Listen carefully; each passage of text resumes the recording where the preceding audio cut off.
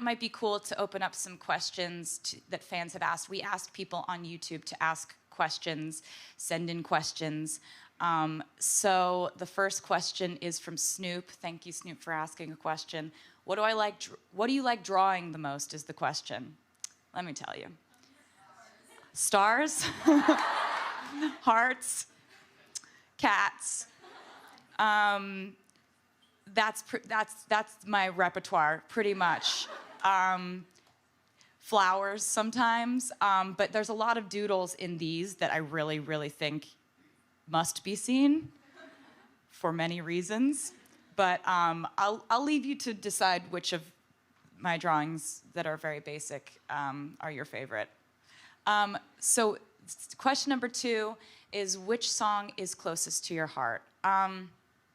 This is kind of an album where every song on it is really, really, really close to my heart. There's so many that you haven't heard yet that I'm so excited for you to hear. There's one called Cornelia Street that I love. That's just like, there's so many things on this album that I want you to hear, and it's really hard to pick a favorite, but just, they're all close to my heart. It's called Lover. It's like a heart-shaped album. If Lover, this is an amazing question. If Lover, the album, was a Cats character, which one would it be? From Kurt. Whoa. Okay, so I can't really do this without a process of like, okay, the first album would be Victoria, the little white cat. The second album, Fearless, would probably be Jemima. Speak Now would be Gus the Theater Cat, because that was a really theater-inspired album. Red would be Bombalurina.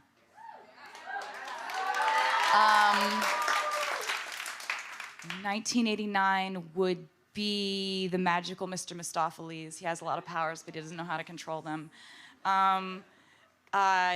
Reputation would be Grisabella. And this one would be Munku Strap. Thank you for these questions. I enjoyed that question more than anyone else. So we can move on to the next one. What advice would you give to an aspiring singer-songwriter? Wow, yes, it's a live show. What advice would you give to an aspiring singer-songwriter, from Kira? I would say try your best to own your own work. It's something that nobody told me about early on. And also, if at all possible, start writing your own songs.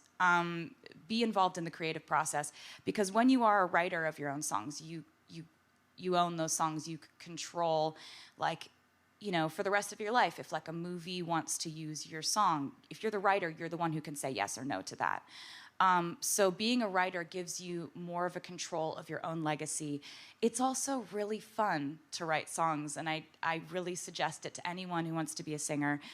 Try your hand at writing. Just sit down at an instrument, see if you take to it, and if not, just keep trying, because I really just want you guys to be able to tell your own stories. I've found it really helps me. It's like one of the most cathartic, healing, therapeutic things I've ever done. So I just wish that for all of you. And one of the reasons I wanted to do the journals as a part of this album release is I want, if you wanted to write in those journals and write your feelings and thoughts down, it was something that was really helpful for me. So, I just thought I'd say that.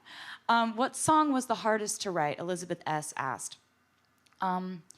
There's a song called Soon You'll Get Better on this album that was really, really hard to write, and it was also just like a family decision whether to even put it on the album.